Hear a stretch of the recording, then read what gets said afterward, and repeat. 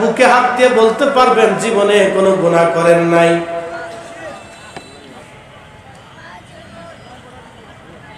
বাংলাদেশ না সারা পৃথিবী কোন ব্যক্তি কি বুকে হাত দিয়ে বলতে পারবে যে তার জীবনে কবিরা গুনাহ নাই? কে বলতে পারবে?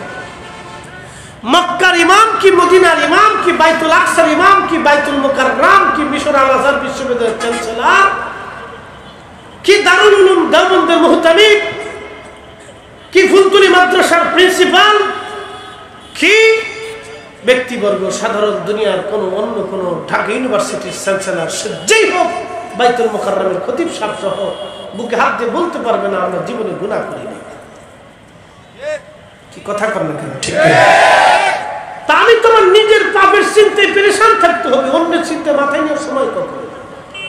কি কথা কর না কেন? ঠিক একটা এক ধরনের অসুস্থ, নিজের পাপের চিন্তা না করে আমরা অন্যের পাপের চিন্তা করি।